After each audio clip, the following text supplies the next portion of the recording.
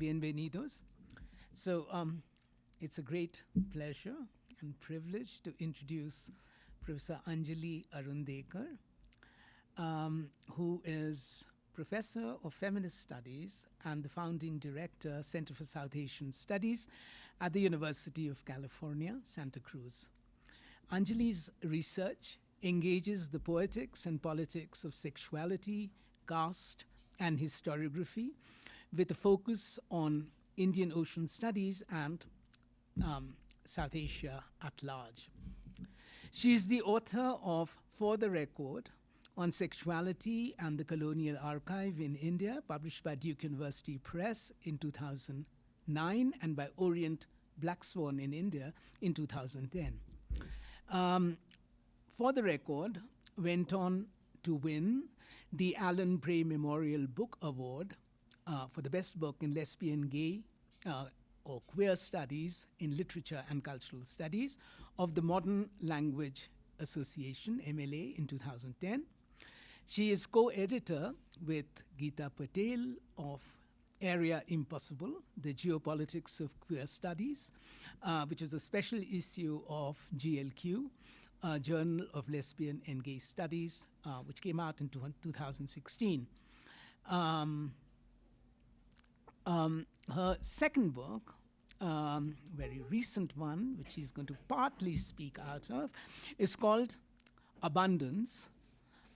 It's called Abundance, Sexuality's History, also published by Duke University Press earlier this year. This grows out of her interest in the archival figurations of sexuality, caste, and historiography in British and Portuguese colonial India. Now, I should know For the Record better, but I confess to having read it about 5 years ago. I should have had a copy of it. Oh, come on. Don't be so modest.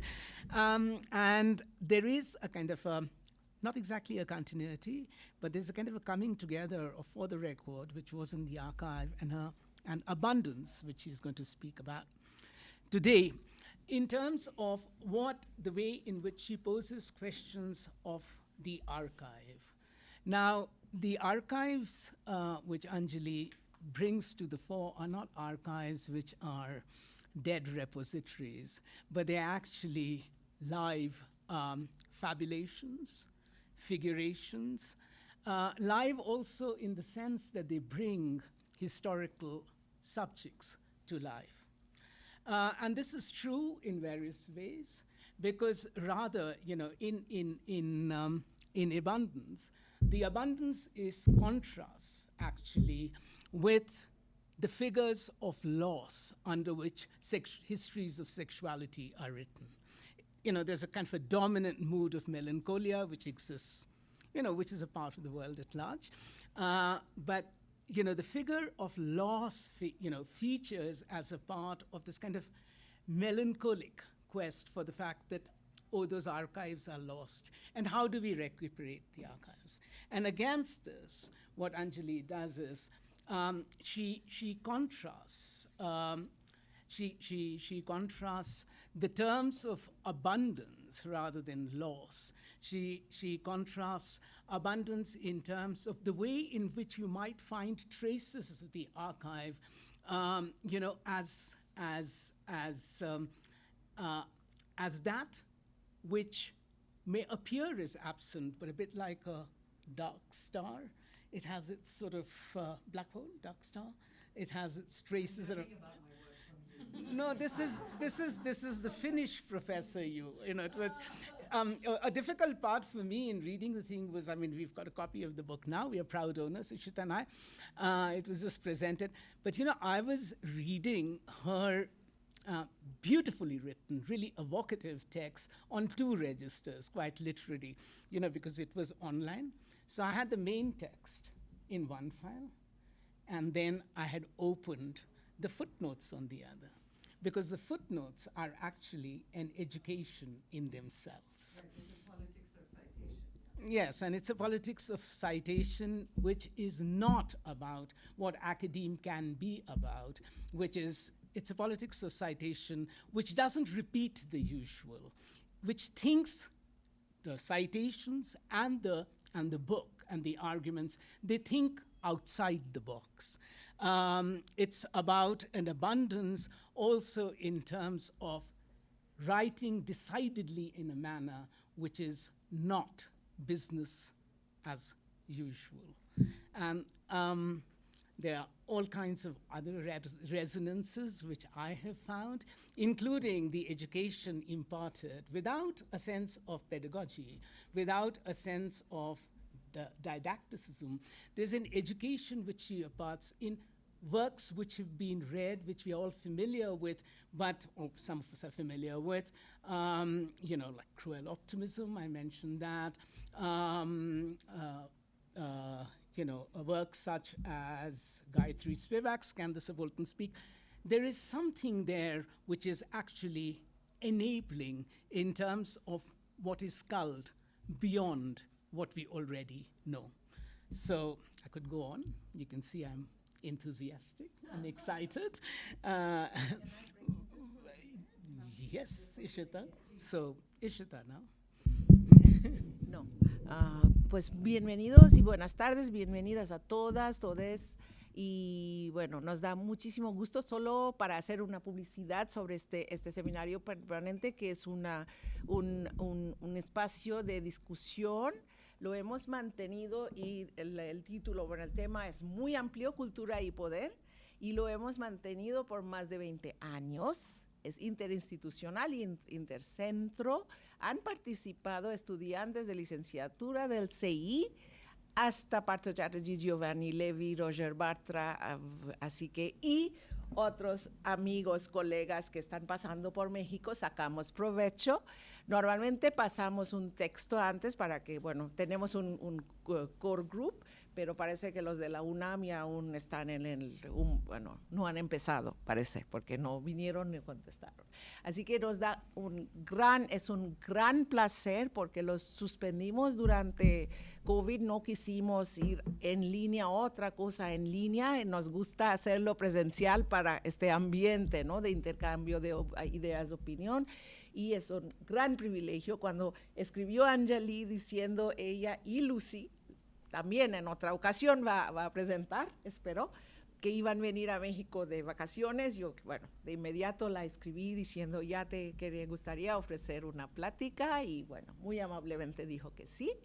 Y como viven y trabajan en Los Ángeles, eso también quería mencionar, su español es buena, no quiere ofrecer la plática sí. Así que sin sentirse nada, si piensan que les gustaría expresarse mejor en español, háganlo durante la discusión. Pues muy bienvenida. Muchas pues, gracias, especialmente a mis camaradas, Ishita y Saurabh, para la invitación. Y también saludos, y muy importante, Jai Bhim.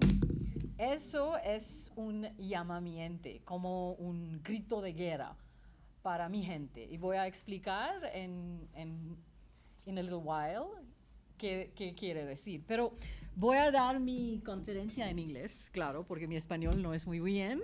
Pero yo soy feliz de responder preguntas en español y trataré de responder lo mejor que puede, ¿ok?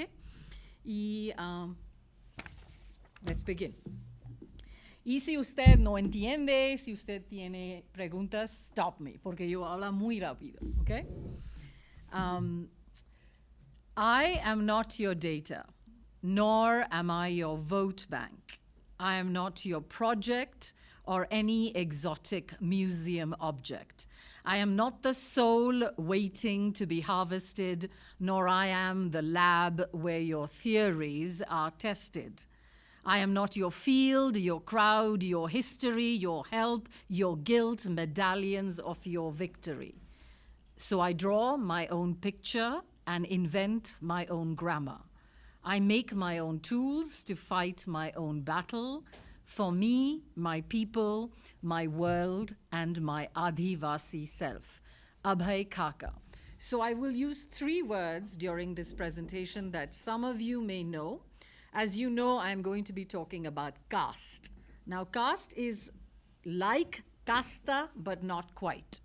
And there are three words that are very important. I am a caste-oppressed person myself. There are three words that are very important. One is Adhivasi, which is a term that is used by indigenous communities in South Asia, which is in opposition to the term that the state uses, which is scheduled tribes. So it's a refusal of a constitutional legal category. Bahujan, which is another term I will use, which means the many, which is what I would use to refer to myself, which are lower caste people. So la mayoría de la gente en mi país are Bahujan. Pero claro, the power, el poder, rests with the upper class people. Another term is Dalit, which is a term used to describe the people who are the lowest caste, but again, a term that refuses the state language of scheduled caste, right? So the terms I will use are terms that celebrate caste-oppressed people in the language of their own representation. So la casta and caste, más o menos, pero not igual. And we can talk more about it, okay? So writes Abhay Khaka, the quotation I began with, an Adivasi scholar, activist, artist, in an excerpt from a longer poem entitled I Am Not Your Data, in what remains to my mind one of the most militant and poignant tracks of anti-caste aestheticism and politics. Khaka, a member of the Kuruk Adivasi community, born and brought up in Jaspur district, Chhattisgarh, India, which is in northern India, died tragically of a heart attack on March 2020, not of COVID. A stalwart of Adivasi land reform, Khaka was first and foremost an intellectual who pushed for radical imaginaries that would combat the datafication and dehumanization of the Adivasi and Dalit Bahujan people. If one motif hums through his poem, it is the pressing, almost unbearable awareness of the privations of caste and the unction of history. As if to say, between who we are and how we are seen lies an unbridgeable matrix, an archive of algorithmic violence that won't let us breathe. So I draw my own picture and invent my own grammar, he writes in his limpid litany of refusals, exhorting us, his listeners, his readers, to imagine vibrant historical vernaculars for Adivasi and Dalit Bahujan presence. Remember, Adivasi, Dalit, Bahujan are terms that describe caste-oppressed people in a language of their own representation.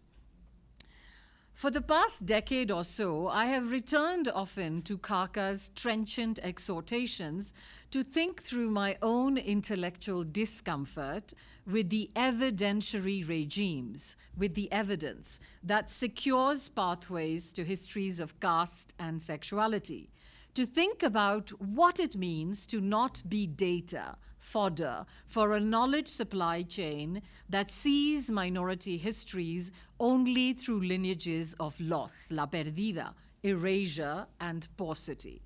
Now, I'm a scholar that works between two fields, area studies, South Asia, and queer sexuality studies. And there are two fields that are very segregated. They don't talk to each other. And I'm interested in, my first book was also a way of bringing those two together through the idea of the archive, and this continues the project. So this book, which I will be talking through, is about Portuguese India. India was colonized by the Portuguese and not liberated till 1961. Most of India that we know of was colonized by the British, who were liberated in 1947. So my first book was British India. This book is about Portuguese India. And the third book I'm writing is about French colonial India. And I'm writing a trilogy which is about thinking sexuality across these different colonial regimes.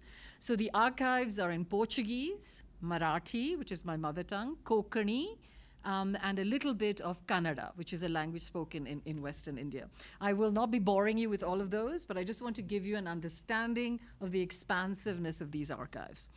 Now, as a refutation of such bureaucratized imaginaries, the data imaginaries, I have turned instead to the concept metaphor of abundance, which is the cover of my book, which I will talk about in a minute, as a heuristic to advance a non-recuperative history of sexuality that embraces presence without return or the fear of loss. As I've argued in this book, if we are to shift our attention from the recuperation of sexuality and of any other minority form as loss to understanding it as a site of abundance, la abundancia? What are the archival forms and effects that emerge from such a coupling of sexuality, caste, and abundance? To enter histories of sexuality through an imaginary of abundance is not to invest and stabilize a knowledge economy of plenitude, or to slide into plodding literalization. Tenemos más, más, más. That is not the idea of abundance I'm putting forward. Mislaying in the process the messy misalignments the concept lugs around. Vulgarly stated, the concept of abundance I'm proposing for you does not replace paucity, what we don't have, with more, with overflow, but rather unravels a set of discourses that are fertile ground for producing and contesting our attachments to history, to see history as inextricably linked to the histories of subordinated collectivities, as a historiographical orientation, as a habit that challenges the narratives of their constant devaluation. Meaning, why do we only learn of histories of minoritization through an understanding that they are lost or erased or need to be rescued, right? What if we give up that origin story? What historical forms does abundance then take when we turn to subaltern peoples and pasts? How do such forms of abundance fall outside hegemonic interest and preservation? My turn to abundance thus appears less as a seductive alternative to the evidentiary mandates of datafied histories of caste sexuality. The data that the poem I began with says, I don't want to be your data. I don't want to be a fodder for your lab. I don't want to be the metrics for your imagination. Rather, the abundance that I gesture to falls more towards the shifting demands of such a history, iterating and circumventing its claims at the same time. As I have repeatedly argued in all my writing, we have afforded lavish attention to the effacement of minoritized histories and somehow left their efflorescence woefully under-theorized. A history of sexuality and caste, full of joyous indiscretion and staged archives, shaped and determined by caste oppression, remains untold. To summon a history of abundance, I want to suggest, is not to be restored to representation under continuing occupation, but to be set adrift upon more intrepid economies of meaning, sometimes harmonious, sometimes dissonant, that come together to upend genealogies of recuperation and representation. Perhaps such an abundance leaves us inarticulate, or we are daunted by the weight of its promise. It might be time to heed the call and set our subjects free. Now, on offer today are 3 very brief historical snippets from my larger book of Andolan, Lucha, protest imaginaries, meditations that move between the heady inspiration of current protests in South Asia and stultifying violence of state practices. For those of you who don't know, which is probably good, we have a fascist state in India, right? Which is your worst nightmare, worse than anything you have seen, where the genocide of Muslims, caste-oppressed people, violence against women escalates day by day, right? So we live in a world where there seems very little possibility for those of us who work in South Asia, but yet we go further. So the question is how? So I'm going to offer you 3 interventions, 3 protestas that allow us to see the other side, if at all. So I'm going to use the term Andolan, which is a term which comes from Hindustani classical music as well. And it is an alankar. I'm from a Kalavan community, an artist community. An alankar is a tone in Hindustani music that moves between 2 tones, but in the process creates a lot of turmoil in between. So it's dialectical in nature, but it is also lyrical in form, right? So I want to find the beauty in the protest. And that's part of what I will try to explain to you. So I have worked for 10 years now in the rich archives and histories of a Dalit Bahujan Devadasi community. I'll explain all of these terms in a minute. The Gomantak Maratha Samaj. And it is in this ongoing engagement that I have encountered Andolan, protest archives of invention, which are thriving ecosystems of protest, refusal, and presence. Now, the Gomantak Maratha Samaj, or is known, very well known in South Asia, is a historical anomaly and rarity, both in its archival forms and content. The Samaj, and I'll explain the name in a minute, is a lower caste, Bahujan, Devadasi collectivity. I'll explain that term too, hailing from colonial Portuguese and British India. Devadasi, D-E-V-A-D-A-S-I, is a Sanskrit term literally meaning slave, dasi, of a god, deva, master, often falsely read as interchangeable with terms such as courtesan, sex worker, prostitute. It is all of those and more, right? Now, Gomantak, so the community I'm writing about, is an epistemology. For me, geopolitics is not a location, it is an epistemology. So Mexico is both a location, but more importantly is an epistemology. How does it teach us to ask different questions, right? So the Gomantak Maratha Samaj is a collectivity, and it's called Gomantak Maratha Samaj because Gomantak means from Goa. Maratha is a caste term which refers to people who are Bahujan, and Samaj means collectivity. And I will use the term Samaj in short. Now again, feel free to interrupt if you are like completely lost. This is a conversation and I really want to see what you get from what I'm saying, right? So it's a process of learning for me as well as for you. So Devadasi is a term that can mean prostitute, courtesan, and I will show you images to help you understand. Now, Gomantak is, of course, as I said, Goa. Now, I use this term, Samaj, to refer to this community. Moving between British and Portuguese India. Remember, the Portuguese were in India for over 450 years. The British, not so long, right? So people tend to forget that. I'm from Goa, which was not liberated till 1961, right? That's why we speak Portuguese, unfortunately. And therefore, I can speak bad Spanish. So that is a good thing, right? So moving between British and Portuguese India, now I will show you a little map. I hate maps, and it's a colonial map. This is a cover of my book, which I will return to, but I want you to look at this image and just embrace her. The image is very queer. She could be a drag queen. She could be an actress. And in the archive, she remains anonymous, and I'll get to her in a minute. But let's look at a map. And you don't even need to see the map because it's awful. But we need maps just to help us understand how terribly unimaginative colonizers were, right? So this is Goa, right here. All of this is British India. So the community I'm going to talk to you about is moving between Goa and the rest of India, right? And it's based in Western India. Now, this community moves between British and Portuguese India, and it's spread across 3 states. Maharashtra, which is where Bombay, Mumbai is.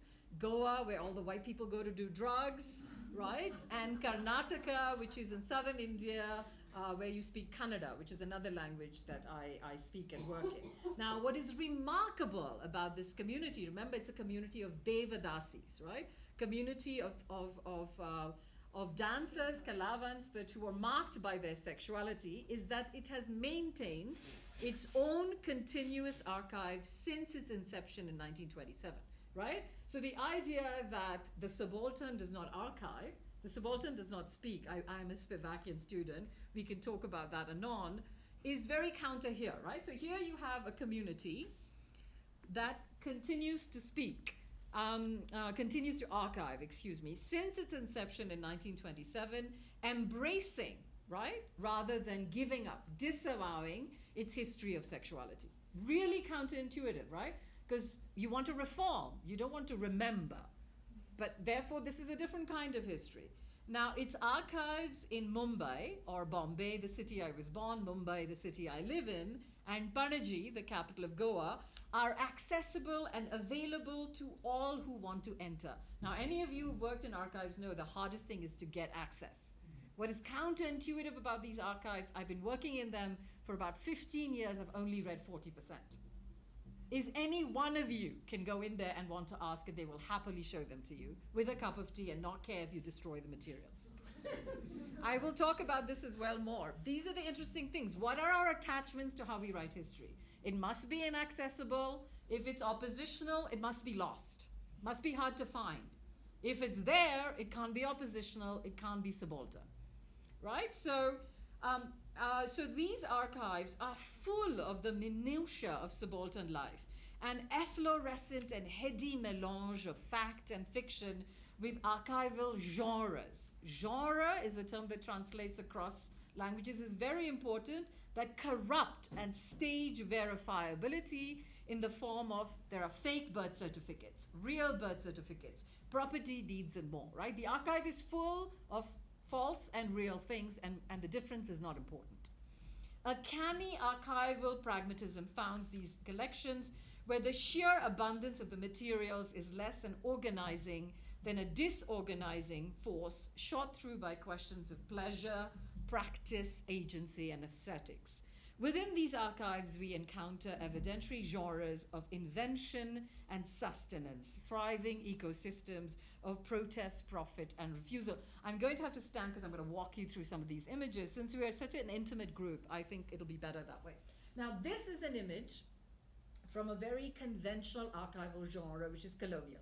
Now, remember, I speak Goan Portuguese, so those of you who speak real Portuguese will be horrified.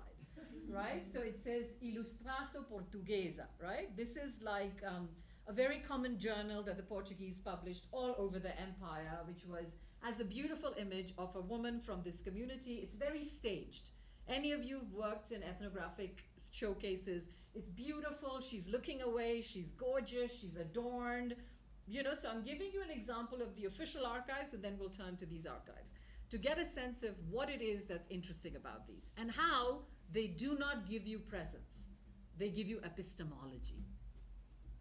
Milagro, right? So, okay. Now, this again is a very traditional archival image from colonial archives from Lisboa, right? Which is tipos, it's the same in Spanish, right? You look at, and you see right here in Portuguese, it says uma bailadeira, which is the term that the Portuguese used to describe women from these communities, right? And then you see, a lot of the different types. Right? Again, these are very recognizable genres because they're types. If you go to museums here, and we have been, you'll see those as well, right? The indigenous, the working, the trabajador, the working class person, etc., right? So this is one of those stylized images. Now, we're going to turn to the archives of the community. This is the constitution of the Samaj, right? Which reads out the rules and regulations. I think Saurabh and Ishita are the only two people who'll be able to read the Devanagari, but basically it says, Goa Maratha Samaj, the name of the community, established 1927, and you see this weird quotation from Tennyson, right? Which is ring out the old, it's como drama, right? So these are again, when I give talks, people can read Devanagari, so this just gives you a sense of the absurd rules where they say things like don't stamp your foot during a meeting or you'll be kicked out. It's all ridiculous.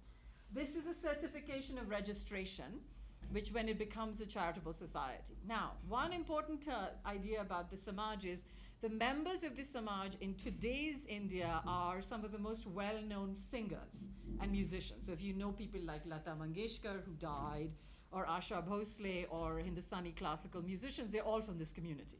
I'm not interested in their story. I'm interested in the stories of the people who are not as well known and how their histories allow us to think anew. Now, look at this image carefully and remember the first image we started with, which is very staged. This is an image which is a calling card used by some of the women to invite patrons. Remember, they are sex workers, courtesans. They remain in relations of sexual transaction, which are monogamous in long term, but they are still transacting through sex, right? You see at the bottom it says rendezvous. I don't know how many of you can read it. Yeah. This woman is not very pretty in a conventional sense. Maybe to some of you is. To me she is, but in the conventional iconography of South Asian beauty, she would fall away. You look at the clothes, they are very working class clothes worn by Goan fisher women, right? So it's the same genre taken anew. Now, this is an image of a journal from the 1933. It's a journal that has started in 1929 and continues to this day, right? So they publish a journal every month. In the 1930s and the 40s, and I'm going to show you images. The images, this says Samaj Archive, which means how do we reform society? So the hubris of the community is we're not just here for sex and caste. You can learn from us and reform society.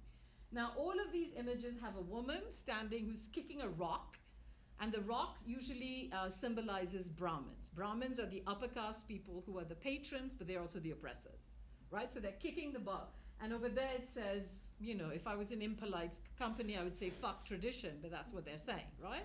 They are saying screw tradition. And every image carries these different variations.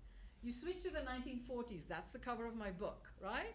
They're images of very stylized, beautiful women, all of whom remain anonymous. Now, this is also the rise of the film industry. So I have a lot of queer friends who've talked to me about the eyelashes and the eyebrows and how stylized they are and how they represent a certain look. Now, what's important about the fact that they're unnamed is not because, see, in most of the things we complain about is that we see images in the archive, in colonial archives, and their anonymity is a sign of oppression, right? Because we want to know more about these anonymous people. In these archives, these women are deliberately remain unnamed because if you show an image like this one on the left, everyone will say, oh, I know who that one is. She looks really familiar and is claimed into the interiority of the Samaj. And I write a lot, I'm giving you a lot of shorthand. It's like a trailer to a really good film, which I hope you see. So again, very random, right? Nobody was playing tennis. But these are aspirational images, right? They're trying to create an imaginary of abundance. Does it matter if it's true? No. It matters that it thrives, right? Now, this is a rare image where you find a sign of domesticity, but again, there are no men, right? It's always, always women. Now, when I say women, they are not necessarily cis women, right? There are women in our community who have patrons who are women. So for me, this is a very queer community, not because of people who are gay, lesbian, transgender, but because they refuse reproduction. They refuse the mandate of reproduction, okay? Now, this piece is written by my father when he was 16, and it is in some ways about queer kinship, avant la lettre, right? So in Marathi it says, Ami kon, who are we? And in the editorial, he was the head of the student union, he writes, we are being asked to love our biological mothers because our biological fathers were exploiters.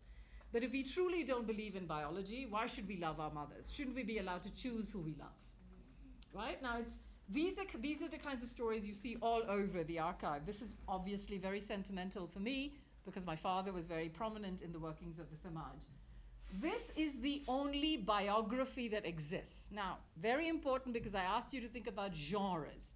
When we are thinking about subaltern communities, we think about testimonios. We think about evidence through biographies, first-person accounts.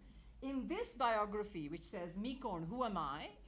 The person who writes it, Rajaram Rangaji Paingankar, is actually writing a biography in which he invents an attack that was placed on his community. And he invents the attack, he stages it like a theater. He hires people from his community to shoot guns. He doesn't even tell his own family, and women pass out in fear.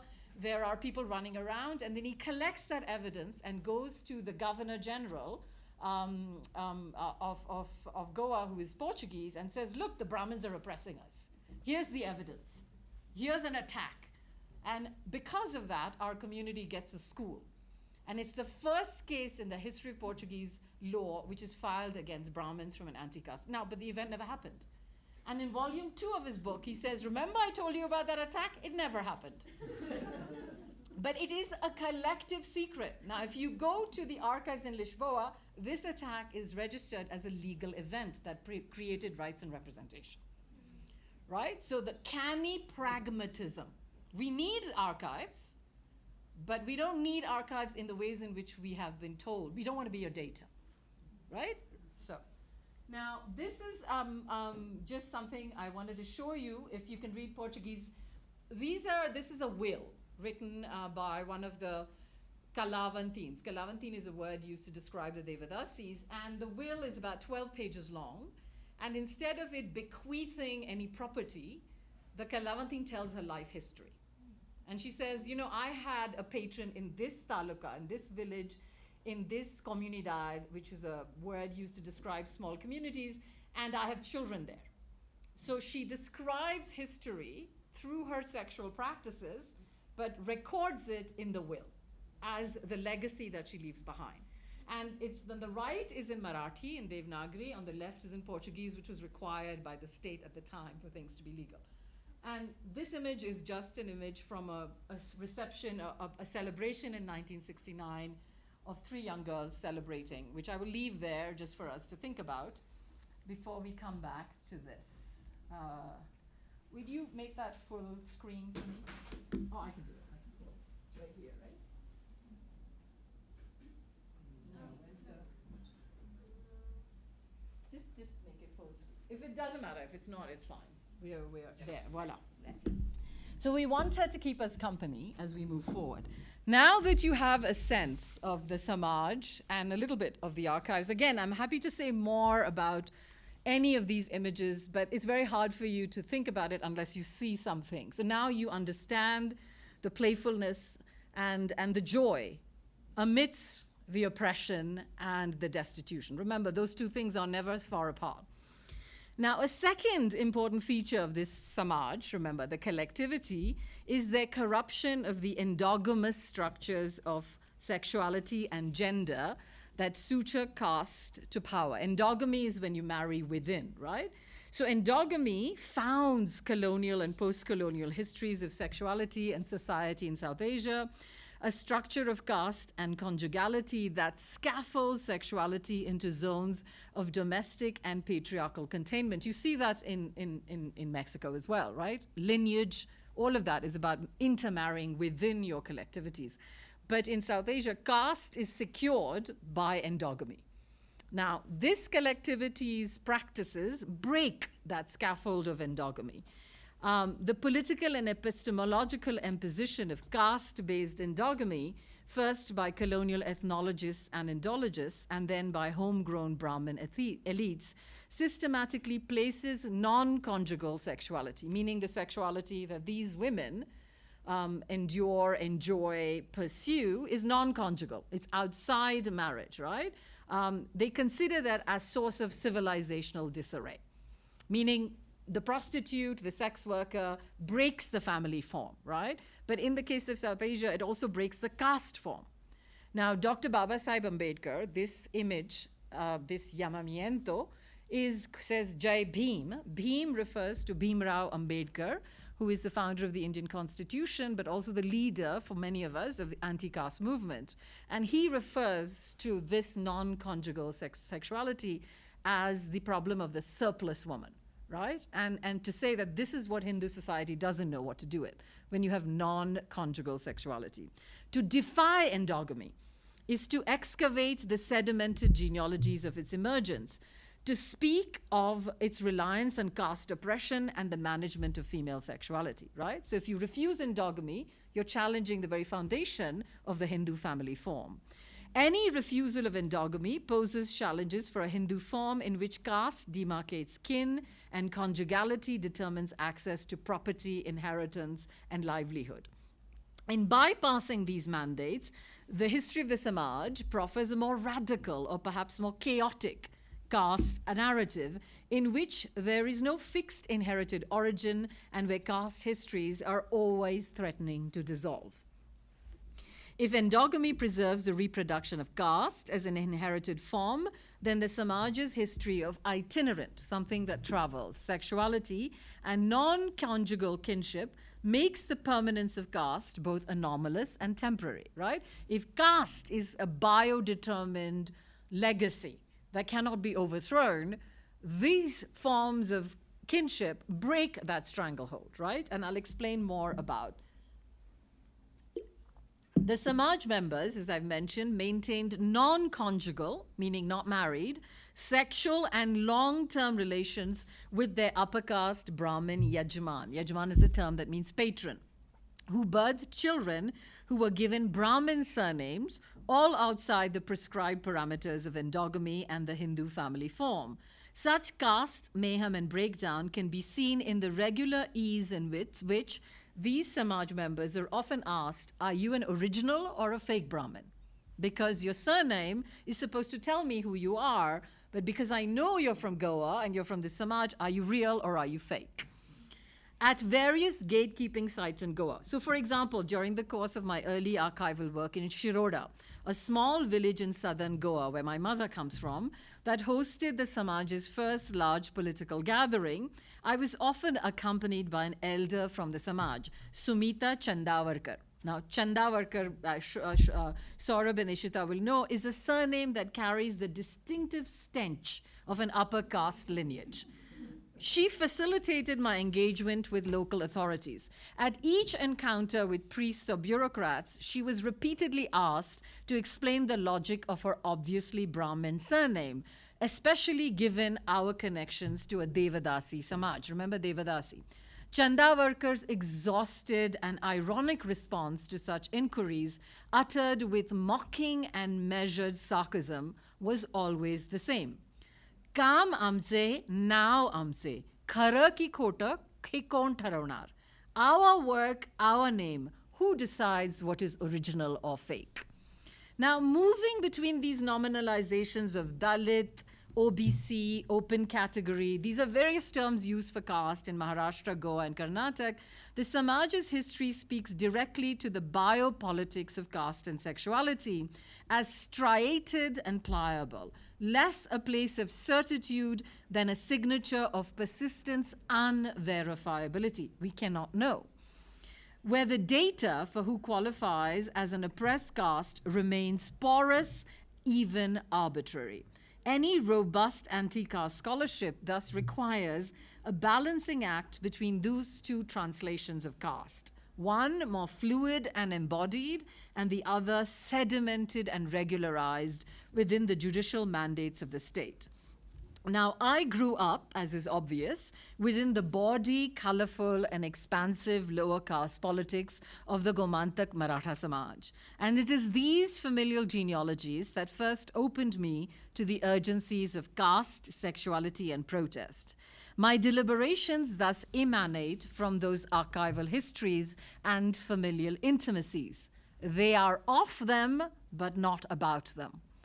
Contravening the protocols of data collection, be they be of collectivity, family, caste, was not just a familiar feature of my Samaj life, but a profoundly political matter. One's history was not a place of capture. It was a compositional lexicon of self-making, to be continuously taught, modulated, inhabited, and shed. To return to Khaka's words again, I can do no better than to tell that story. Now, in the little time that I've left, I want to suture Khaka's call for new idioms of protest and refusal to this Samaj's history of sexuality and proffer two sightlines for epistemic and material protest. First, how can a history of sexuality and caste, such as that of the Samaj, potentialize non-evidentiary futures for minoritized subjects? How can we create archives that are not built on data, that are not built on evidence? How can such histories clog up the data stream, so to speak, on boats of our own archival making? Second, what happens if we turn to a theorization of radical caste politics, of Bahujan imaginaries? Bahu literally means the many. Of abundance as Andolan visions that cull the creative force of the Bahu of lower caste subjects.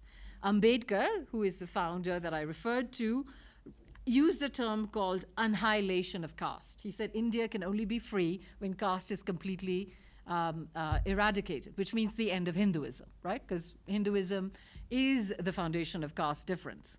So annihilation of caste remains the horizon, even as attenuation, the weakening, remains the more immediate historical past. Now, in what follows, I will provide 3 very small events for you, each an archival fragment of histories of caste and protest rendered in different rhetorical keys. The way I tell the story will be different. Each fragment generates a set of protocols for this critique. My ambition, for better or worse, is necessarily diffuse, perhaps even didactic. The urgency here is to exude new idioms of the possible. In order to get to my data, you have to use your imagination. The first is called We Are Saraswats, We Are Brahmins, caste. Now I'm going to talk through some of this because we're a small group. I'll read a little bit so that we can move through this. September 2012. A small enclave of the Samaj lives in Hubballi, Dharwad, Karnataka, which is a small town in the state of Karnataka, which is in western India. A bustling border city between Maharashtra, Goa, and Karnataka. Here, members of this collectivity, approximately 250 families or so not very big, are multiply categorized as Dalit and Bahujan. So they are both considered lowest caste and Bahujan, which is caste oppressed, with a few subgroupings making their way out of lower caste classifications. As is the case with their counterparts in Maharashtra and Goa, where there is a large community of right now of counting about 50,000, but one family counts as one. So when you say 50,000, you can multiply it by 5 or even more. So just like their counterparts in Maharashtra and Goa, the broader efforts of this small group are dedicated to social and economic upliftment of their members, as well as a public embrace of their history of sexuality. So I'm there to meet with them, to look at the archives, to talk with the elders, get a sense of their histories. So I'm there to conduct archival research and to speak to some of the living elders. Now, just like Ishita, on the invitation, somebody knew I was coming, so on the invitation of one of the Samaj elders, Uday Barkar, I attended their monthly function and was asked to speak because I was a scholar, right? So the function that I was asked to speak was a gathering of celebration and admonition, right? People were celebrating the achievements of our community. We are called Bharatatil Ek Aggressor Samaj, a very aggressive community in India. Why? Because we've used our sexuality to move forward, right? So we are both celebrated, but we are also full of admonition because we're not doing enough to maintain that history. So that was a general conversation. And there was also a celebration of a major artist, a Kalavant, who was retiring. So they were celebrating her life as well. So as I sat down before I had to give my speech, I was pulled into the fray by a very enthusiastic older Devadasi who was beautiful, right? Nirmala Tai, who was about 85, 86, who was asking me about my research and reminding the audience of my presence there, right? She kept saying, she's one of us, right? And she also added coquettishly, in case I forgot, and wagged her finger at me and said to me in Kannada, Namma Mahilara Sundara Idara, which basically means remind them how beautiful our women are.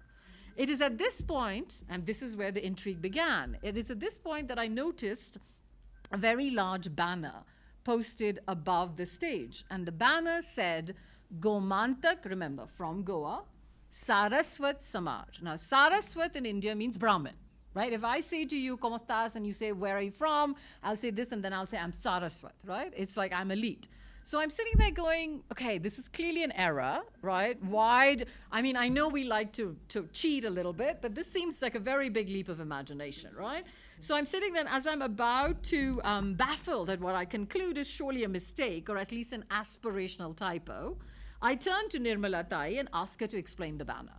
Surely, I ask, in my best impersonation of a well-behaved historian, how will this appear in the archives? Because remember, everything goes into the records.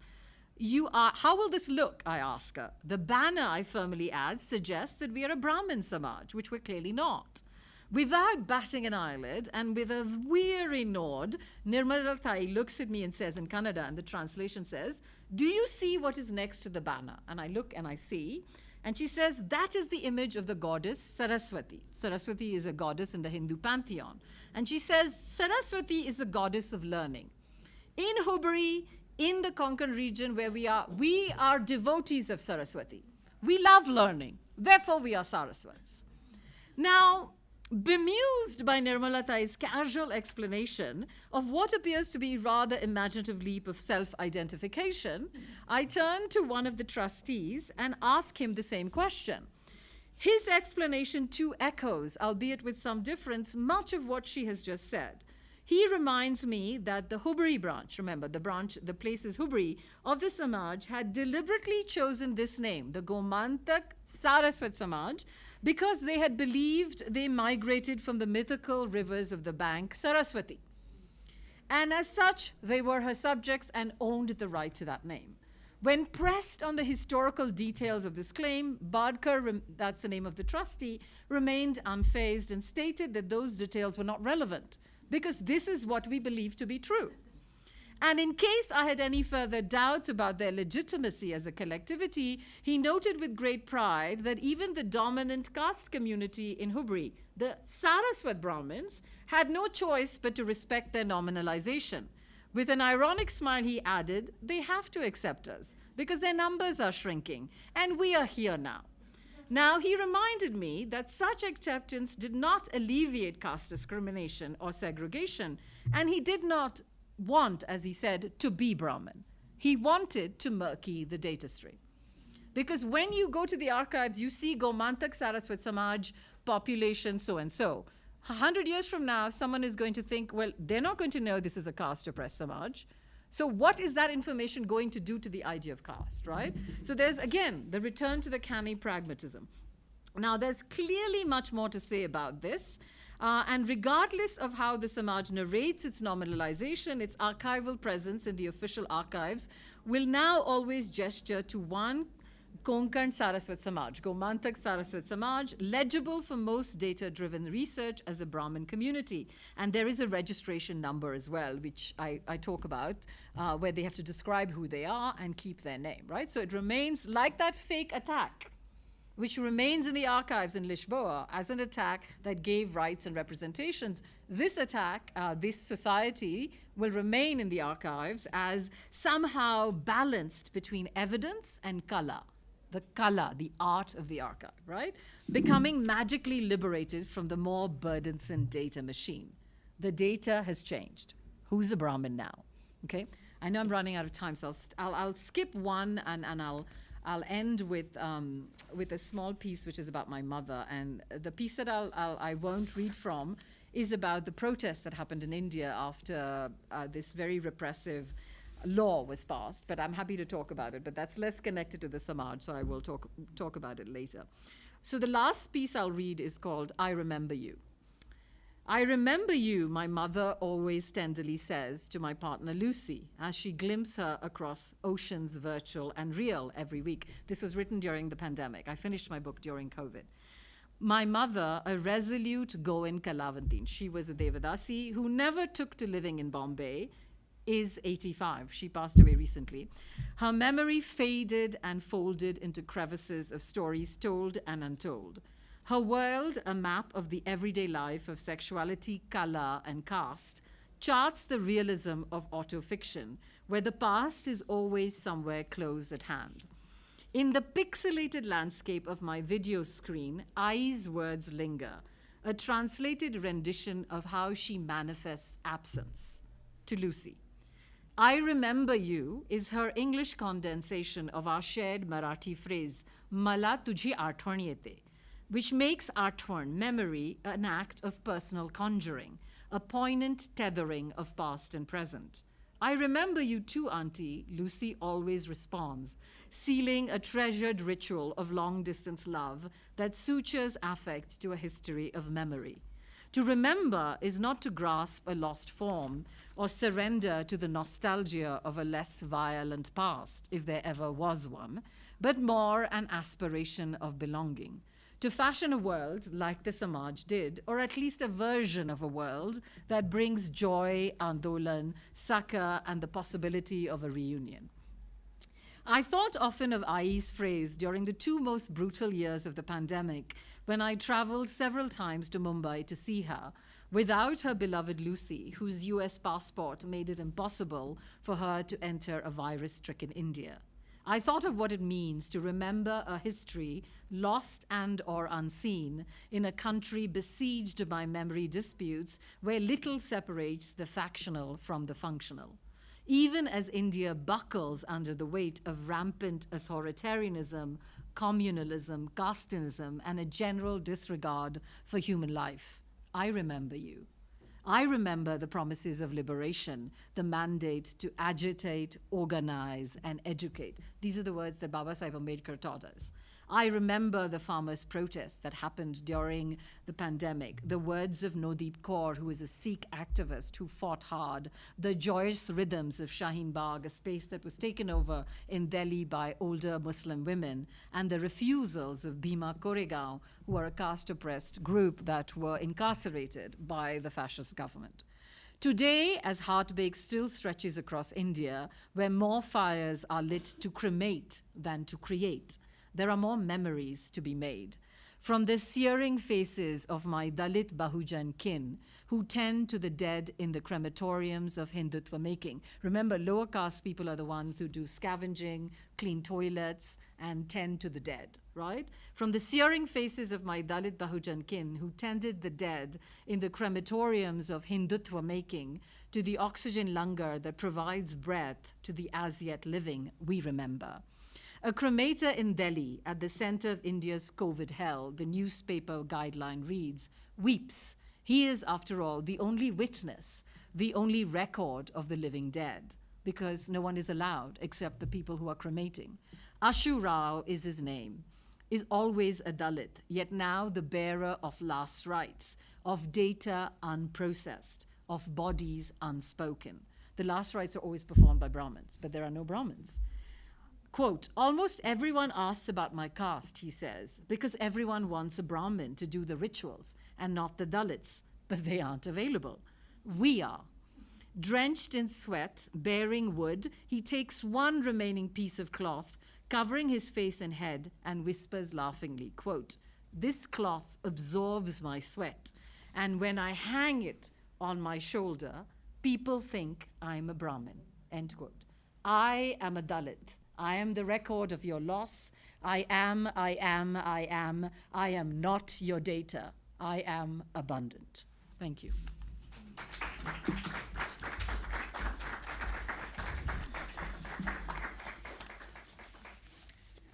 So just one last thing, because I know I ended on a very heavy tone, but it is heavy and beautiful at the same time. So like I said, this image has, my book is out. It will hopefully be more affordable in Mexico, but we don't know about capitalism. In India, it is being published by an Indian publisher, so it's available for very little. Orient Black Swan, it'll be out next month.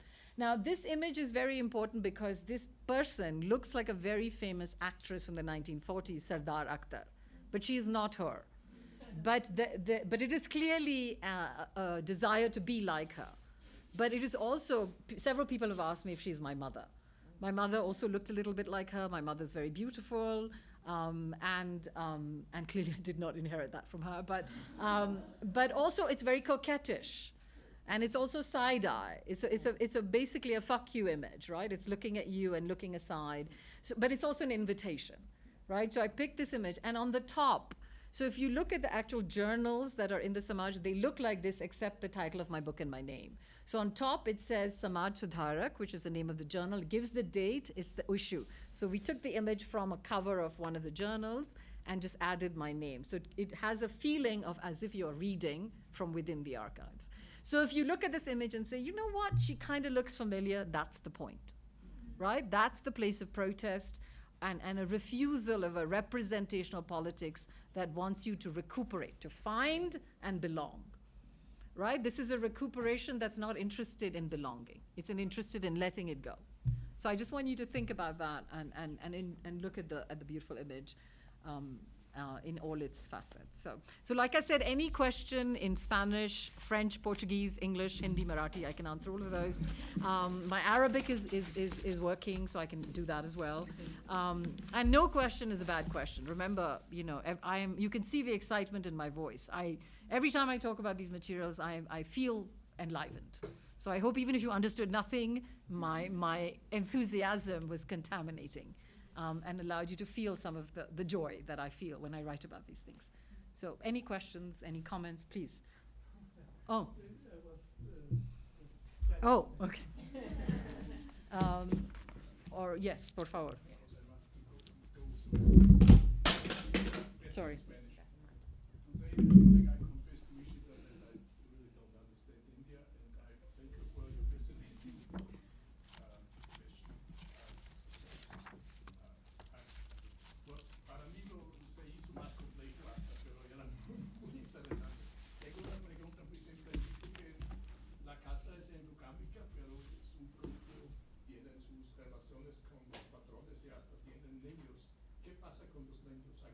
Los niños son Bahujan, no son Brahmins.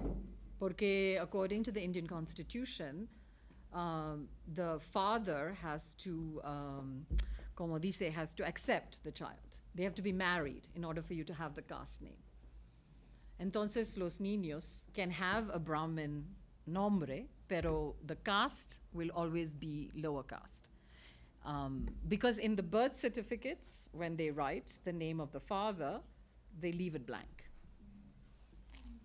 And also because las mujeres tienen muchas patronas, no solamente uno. Por ejemplo, mi mamá tiene hermanos, 3 hermanos, y los hermanos tienen papás diferentes. Y una pregunta más, como soy historiadora, ¿cómo sobrevivió ese grupo, los hijos del dominio? No había problemas antes, la Inquisición. No, it's a very good question. So, I explain this. So when the Portuguese, I'll explain in English porque es más fácil para mí. Trato de explicar well. So when the Portuguese came to India, they converted into Christianity la gente que vive cerca de Panjim, which is the capital. Y la gente de este collectivity vive más lejos in the borders. So the Portuguese didn't interfere with them as much. Y también they lived cerca de temples, porque Devadasi, slave of God. And the Portuguese did not want to interfere in traditional customs. So the Portuguese let them go. Now, what happened is because tienen patrones who were Brahmins, these women got a lot of money out of them. They were not married, but they made plata, right? So they bought land, they bought, so the first elected chief minister, the head of state de Goa, después de liberación, viene de esta comunidad. So, but there are also communities, gente de mi comunidad who live in poverty, who have nothing, so it's very complicated. But they were left alone because the Portuguese didn't want to interfere. Whereas in British India, the British government abolished this tradition of Devadasis because they thought it was corrupt, vulgar, against the law. But the Portuguese were too scared, they didn't care, they were lazy, no sabemos, pero I think it's all of the above, pero quién sabe. So, I don't know if I answered your question, más o menos. Preguntas y bueno, también digo, si quieren pasar por el té o café, galletas. Yeah, por favor. I've already met, I had the pleasure of meeting him beforehand, so yeah. Pero mejor porque creo que también hay transmisión, entonces mejor dar sus nombres. Okay, and my name is Beto from the Center of Urban Studies. Mm-hmm. And this dynamic that you were talking us about, how it is different in the places that were controlled by the British, and how it was different from for example, Pondicherry that was controlled By the French. It's completely different. That's a very, very good question. And so the book that I'm writing now is about the French part. So it was very different because in British colonial India, which was most of la mayoría de la India, was they did not allow inter-race marriages or inter-race, right? So the regulation of sexuality was very different.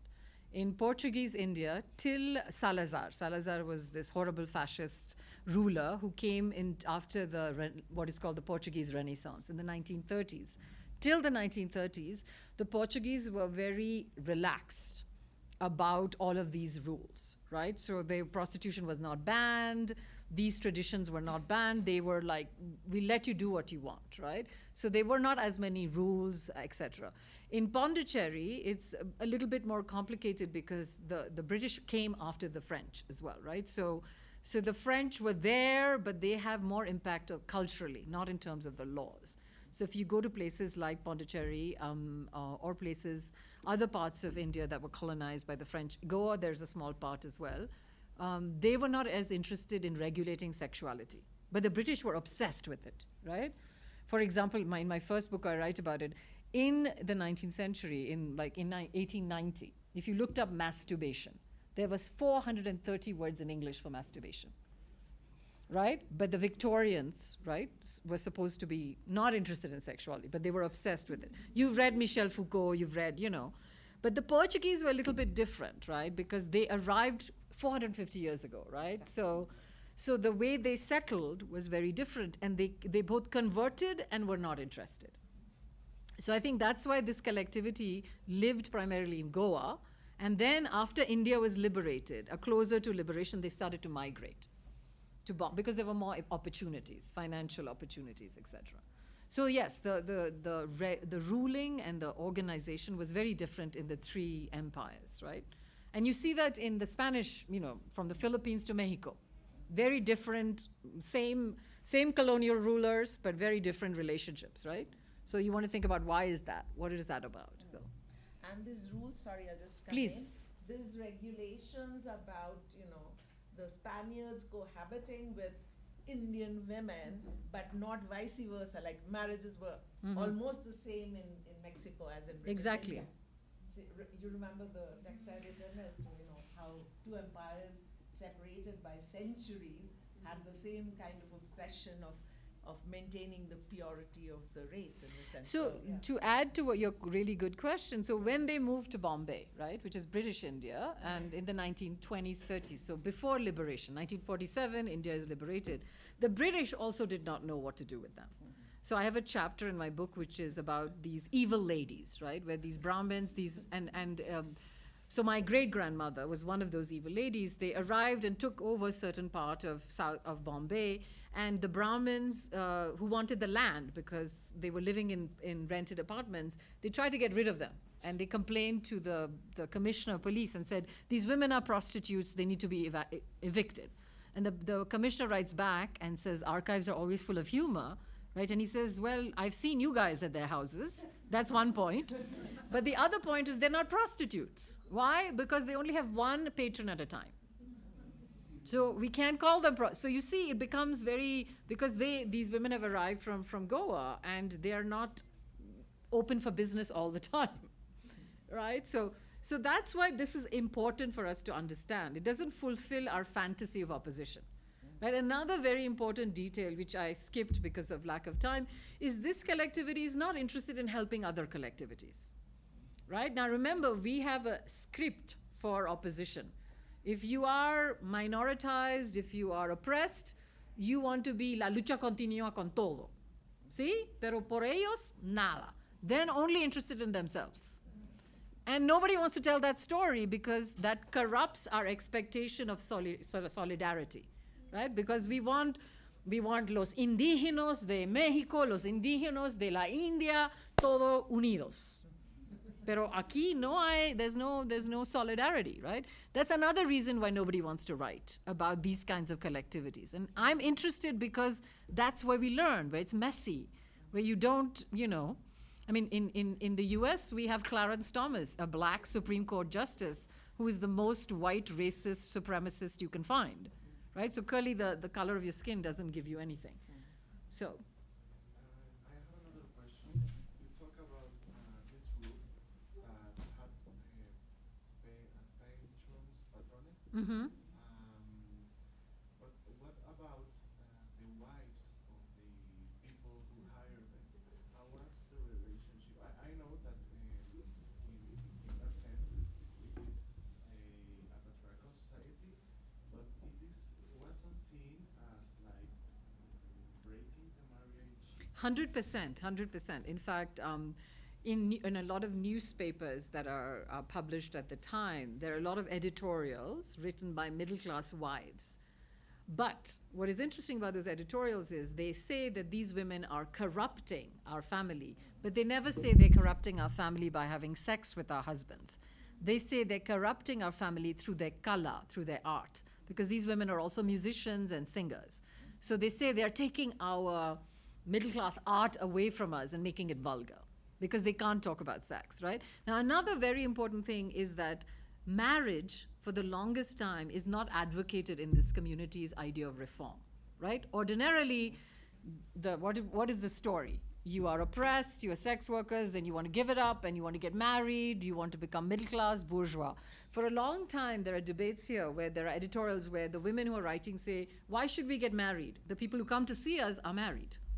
So marriage is not the solution. Right? So you see why this is a very queer project for me, right? So, and I'm a queer person, but this is not queer in that there are homosexuals running around. They may well be, I don't know.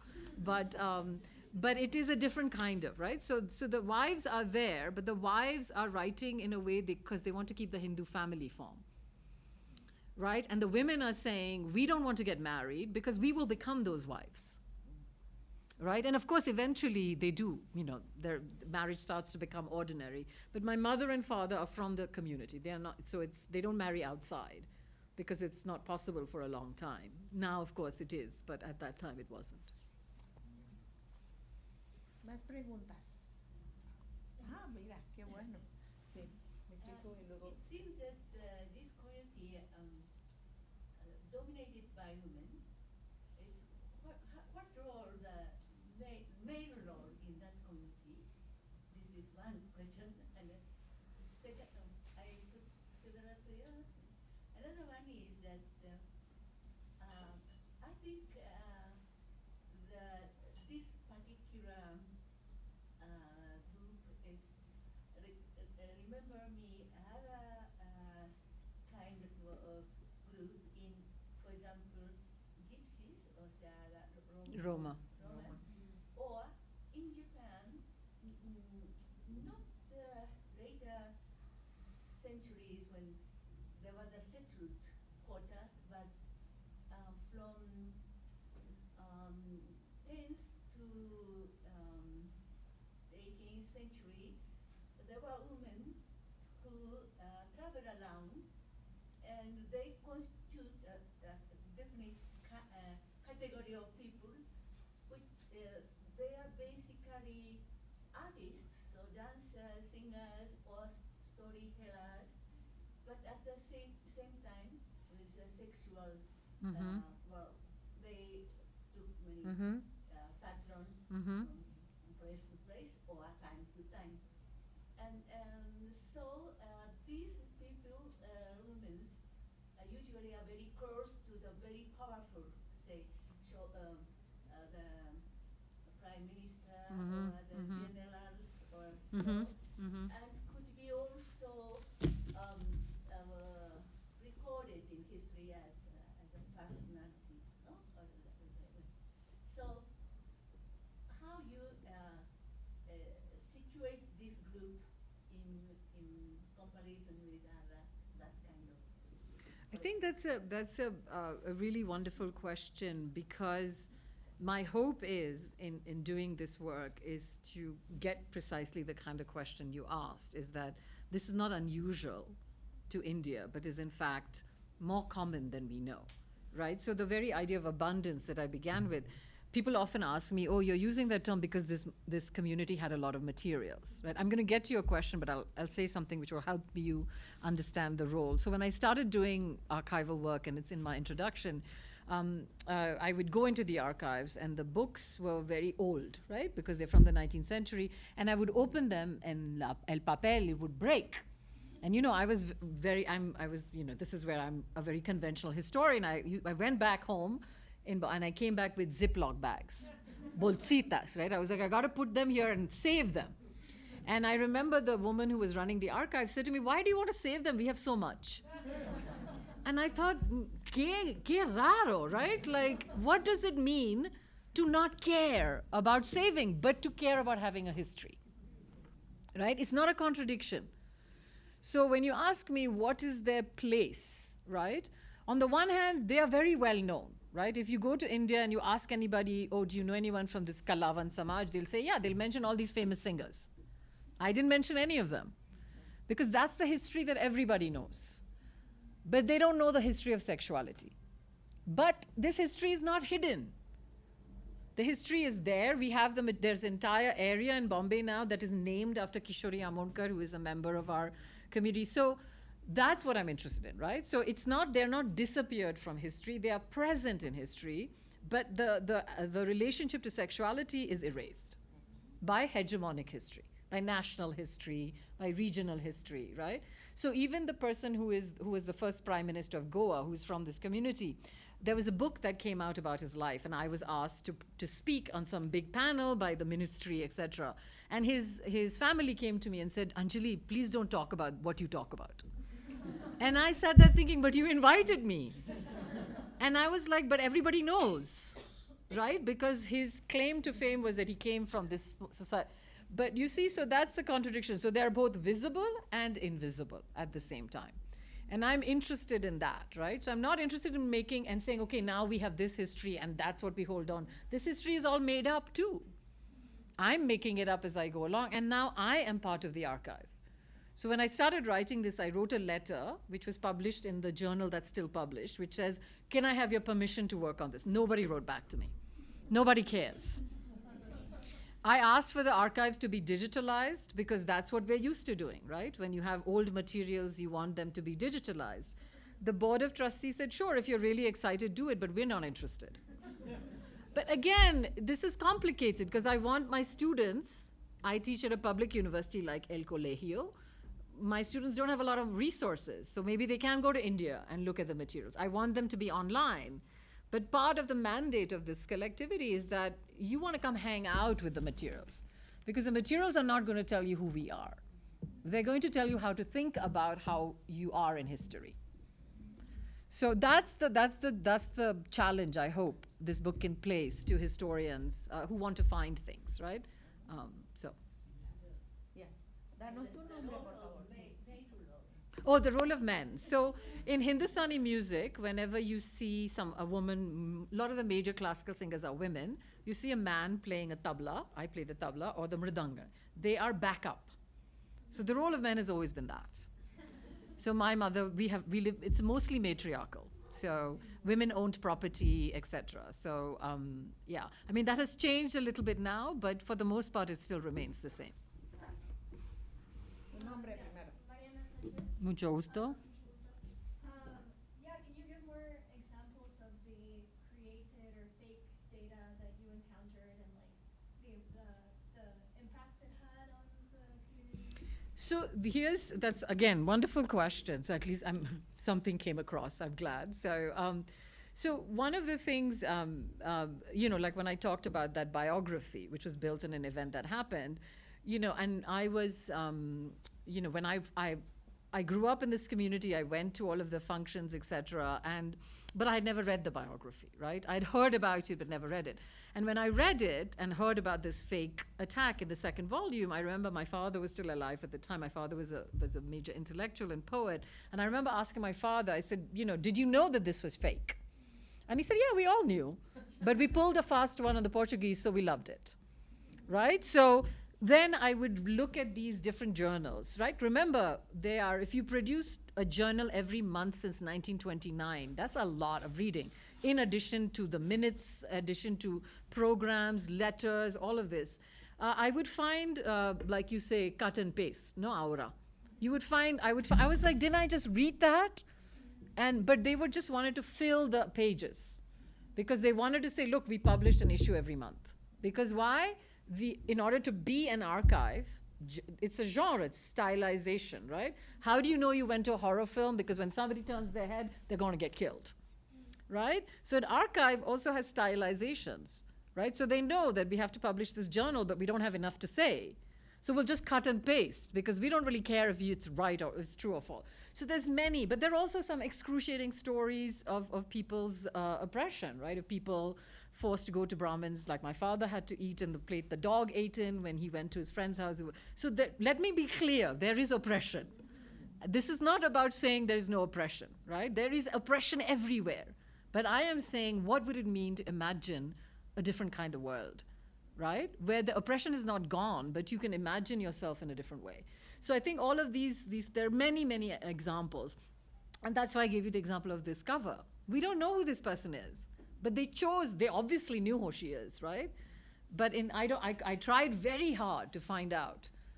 But all of the covers, the women are unnamed, right? And that is, and also everyone is saying, is she the actress? Now she was a very famous actress, why would they use her cover? And she's Muslim, right? Again, some of the patrons were Muslims as well, right? For a small amount. So everywhere you see, there's a trompe-l'œil, right? You see and you don't see at the same time. So there is no easy answer to your question. But the invitation is for you to think about, how do we know what evidence matters, right? When you read a book and Ishita says, write an essay, how do you know which example can bear the burden of your story, right? That's what archives do. They bear the burden, and we have to decide what is worthy of telling. And in a different chapter, I write about the fact that everything can be worthy of telling. We just decide, and what happens when we do one over the other, right? So, oh, please do, Lucy. One is just a clarification. So the fake story that you cite, where you tell us, you say that in the archive of the Portuguese, Mm-hmm. the way they honor it, it's like this is the time, the moment in which we gave them.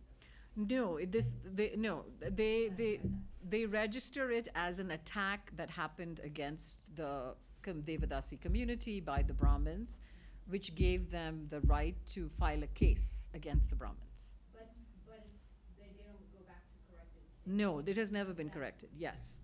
No, I mentioned that in one of my footnotes. And the reason I didn't make a lot of it because I wasn't able to find evidence of the original case, except in its citation.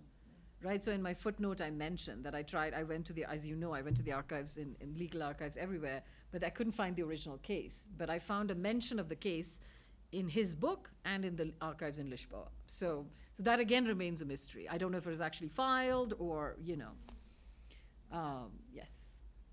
She has another question. Just a second, just out of curiosity, because these, in these journals, obviously, they're engaging with the question of the nation of the day, whether it's the moment of independence, Mm-hmm. the outcome from British, Mm-hmm. or marriage, if Mm-hmm. discussions are on marriage. So I was wondering if you could share some of. Well, there is, as you know, in the last chapter of the book. So in 1947, there's an editorial that appears in one of the journals which says, independence is around the corner. Where are you guys going to go? Are you going to go to India? Are you going to go to Pakistan? Are you going to stay in Goa, right? And then there's a lot of discussion about the fact that ikade tikade, we are here and everywhere, right? So like our sexuality, we are very porous. We can go to Pakistan. So there's a small community of Devadasis who migrated to Lahore, as you know. I was in Lahore a couple of years ago to give a talk on this book to the first queer conference in Lahore, right? So where And people... you didn't have trouble going No, to India after because that? my first book, I had a chapter on Sindh. So the Pakistanis love me. I'm one of the few people... Pakistanis, yes. What did India do to No, you because after I'm a that? scholar, so it was able, and also because I think I'm one of the few people who read Sindhi now. So right, so, but anyway, it was so it was the marriage and nation were like these like these forms that bind you, and the ikade tikade it's like a queer form, right? So it's so when I don't know how many of you know what the term queer means, right? Which it means that it's sexuality in all its capaciousness, right? It's not about who you have sex with, it's about the way you inhabit the world, right? So when I started to teach, and I wrote this in my footnote, one of my students asked me, well, you keep saying queer, right? But what is a queer poem, right? And I remember looking at them and saying, it's a poem that fancies other poems, pero likes other poems. So that's how I think about their attachment to nation and marriage, is that it's not promiscuous because that seems without purpose, but it is porous, it can move. And they talk about it pretty openly, right? So, oh, one more. Sorry. That's the other, she calls herself Mar, but she's Mariana also. I'm a student at the Center for Gender Studies here. And mine's not as profound. It's really more just about what your t-shirt said. Oh yeah, so it says, mira, it says J. J is, that's why I said it's like un grito de guerra. Bhim es el nombre pequeño de Bhim Rao Ambedkar, que es como el líder del movimiento against caste oppression. And J is long, is como, not really long, in the Bhim context, it's not about, it's more like hail, yeah. Victory. So we use it como, when I say saludos, I always say Jai Bhim. Yeah, so if I was in an audience full of Bahujan Dalit people, they would respond and say Jai Bhim or Jai Savitri, who's another. So when we were growing up, so it was a term coined in the 1940s, and some say 1920s, but I grew up saying that term. So we used to say, so it's not a new thing. Now it seems like a new thing. Yeah, But like people say that in the Bollywood. well, yeah, it's actually not a bad movie. It's a history of, but if you, so a lot of people will use it as, as a form of, as an embrace. Polysemic as well. Because Quite. When kids are like really tiny and they can't say namaste or any of the big ones, so parents say, JJ karo, beta JJ karo, or beti JJ karo. So JJ is so easy. So, Kids so, go very J. so it's como call and response. So for example, they say Jai Bhim, you would say Jai Jai, Jai Bhim, and then, it's a way of finding ourselves in the world. Yeah. Without, so if you say it, that's why it's very queer. You don't have to be Dalit. You have to believe in the end of oppression. Jai is also used for the goddesses. And Well, that's why, a- and this is an anti-Hindu term, right? Yeah, The so- Ambedkar believed so I that wanted to- Hinduism was the basis of all evil. And most of us believe that. So, sorry, those of you like yoga. So, Actually, I brought in the Jay thing in terms of along the lines of the kind of messy makeovers, that's a great term, yeah. which Lee has brought forth. So first, just an aspect of critical appreciation. I think what we heard today, and it's really present in the book, is the fact that there is something in Anjali's speaking as well as the book, her writing. It breathes. A lot of scholarship is about holding your breath. She breathes. The book breathes. Okay, and that that aspect of breathing is about endorsing, acknowledging, accepting the sensuous, the affected, the joy, the pain. In other words, it's about not segregating the academic or the intellectual from the aesthetic and life itself. Okay, and that's something which is an enormous thing to carry away. In these, in the sterile, antiseptic worlds of academia we inhabit, somewhere along that aspect of life and color and smell are really important. So that was the aspect of uncritical appreciation. I had something, I don't even know if it's a question, but I think one thing which comes out of this is it's a continuation of now it becomes critical appreciation. What is going on here? I mean, don't we need to actually think about why Anjali is speaking, warning us again and again against these redemptive narratives, these stories of recovery, of these stories of redemption, of recovery, of resurrection. Okay, because they abound. They abound in terms of secular eschatologies. We want to go and we want to redeem and we want to win. It's so much about recovery, redemption. I'm good, And don't we need to be cautious about is being reproduced here? What is being projected onto words? What is the kind of arrogance with which we speak about how we can so easily bring about change? Aren't those worlds and the archives we write about much larger than what we are? Or are we going to, believing in that scholastic, modern scholastic thought, say that I believe that that's the way the world ought to be, so the world is that way? I think this is a But I think, Saurabh, I mean, sorry to interrupt, but I think that especially there are so many young people. I am not young, but you are. And Hoven has a question. Please, por favor. No, you please do. That's why I was like, I wanted to stop and let you continue. Okay. Yeah, sorry. Can I? Yeah, sure. No, I mean, it's a bit of a rambling thing, but what I wanted to get at with this as well is, but did you find a problem? Yes, no, not at all. Okay. So, you were answering me. So, I think what's going on there is it's about recognizing, and this was poignantly present at the end, it's about recognizing other registers of loss and longing. It's not banishing loss Quite. and longing. Quite. It's about looking at loss and longing in terms of not just the experiential or the affective, it's about looking at loss and longing as a part of the flow of life itself, right? So this is related to, death doesn't go away, oppression doesn't go away, Iris, that's her mother's remembrance of Lucy, doesn't go away, and it carries a certain joy, it carries loss, it carries longing, and this is about, those messy makeovers, if you will.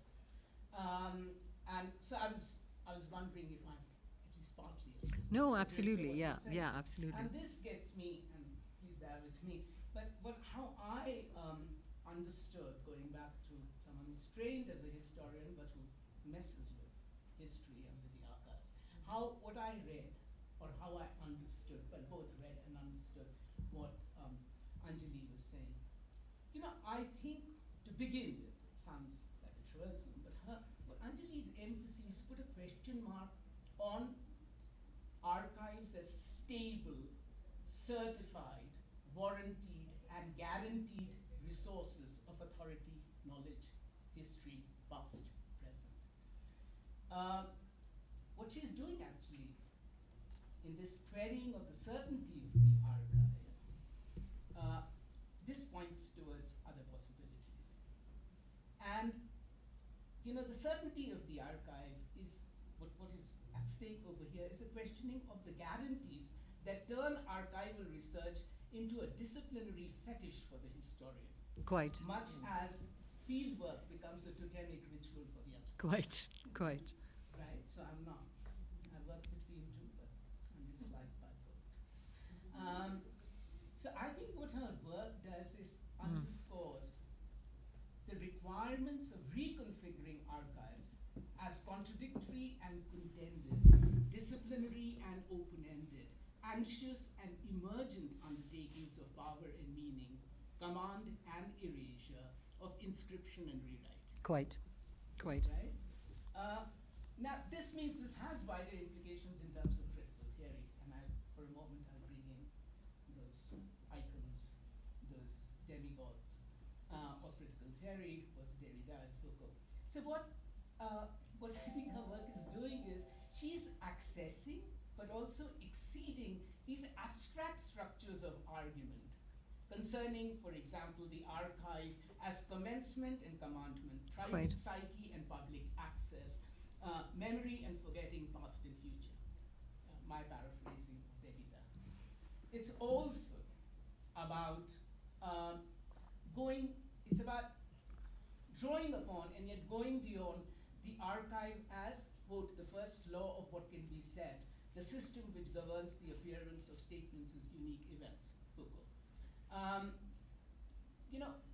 What Anjali's work does in terms of its layers, and you should read the book, what it does is it intimates equally the importance of thinking through the ways in which archives sanctify and sacrifice the way in which archives bury but disinter, exercise and exhume past and histories.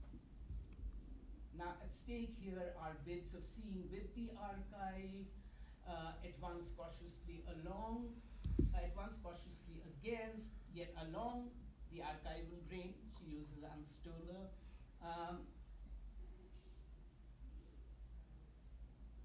But she, in doing all this, Anjali ever eschews simple celebration of the work of counter archives, of counter memories, and counter histories as embodying unsullied, pure alterity, resistance, and difference, which are just names, other names for redemption, redressal.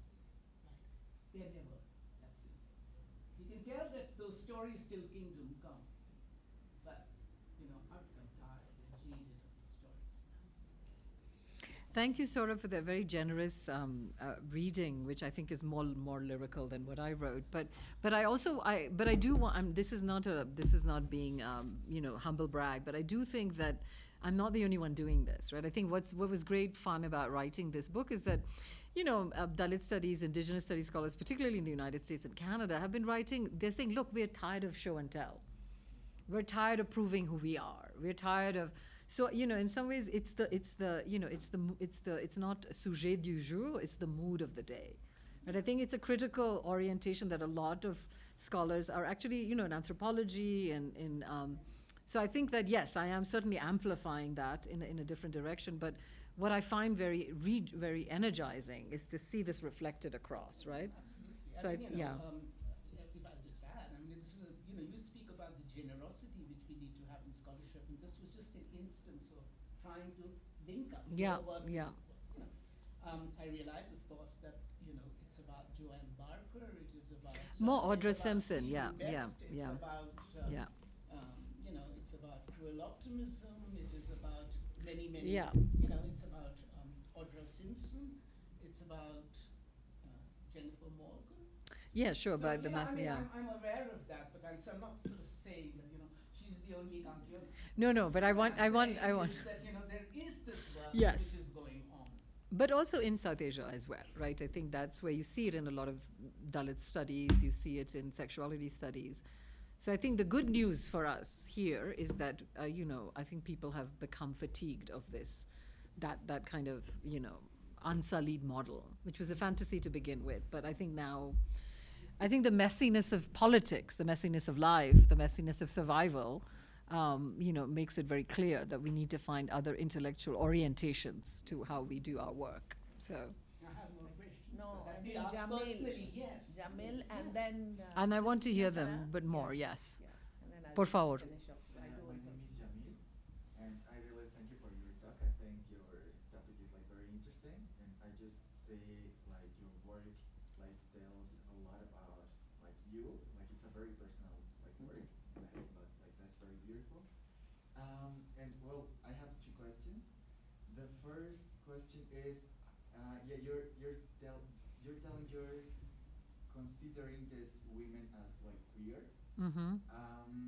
But I am just curious about would these women agree with you calling them queer? Because I just think that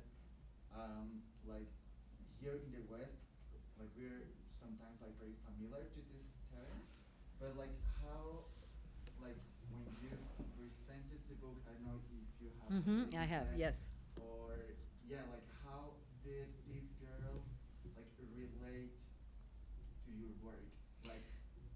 That's the first question. And then the second, my family on my father's side comes from an indigenous group from the south of Mexico. My father modeled from Zapoteco.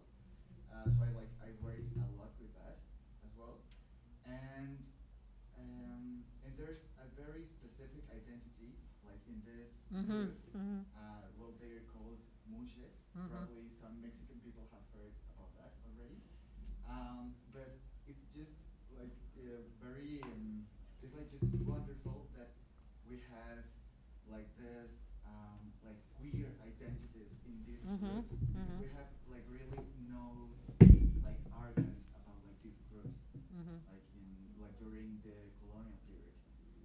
because like many of Mexican languages were not written. Also, like people who speak them, they didn't know how to write their languages either. So like we have like no archives for that.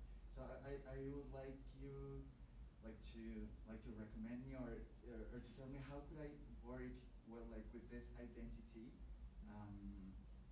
like knowing that there is no like physical evidence of like this identity and of its existence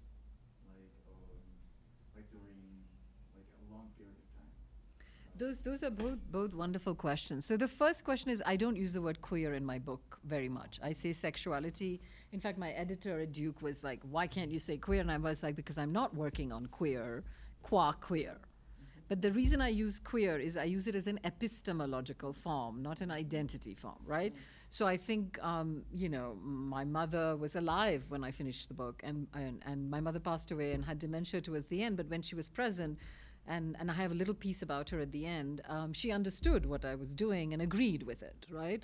So the way I think about queerness is about refusal of reproductive mandates, whether they're about family, knowledge, property, identity, lineage, whatever, right? So I think absolutely, I don't think anybody would have any issue with that at all. I mean, I haven't been using the word queer, but I've given talks in Marathi, and, so I use different term.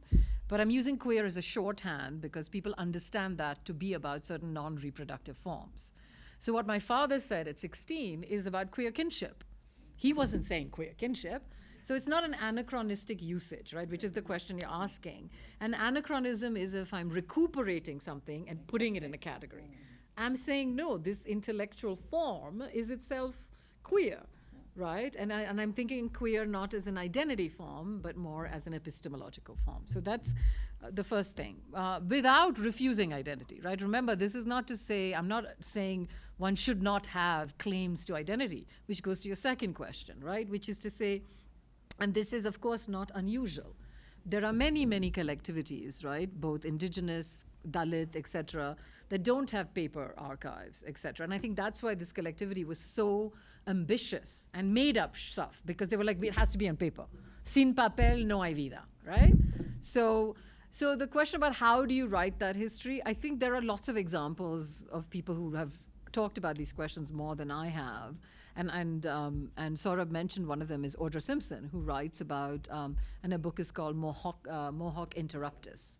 And she's writing about indigenous histories and basically saying, how do you collect information when there is no information, right?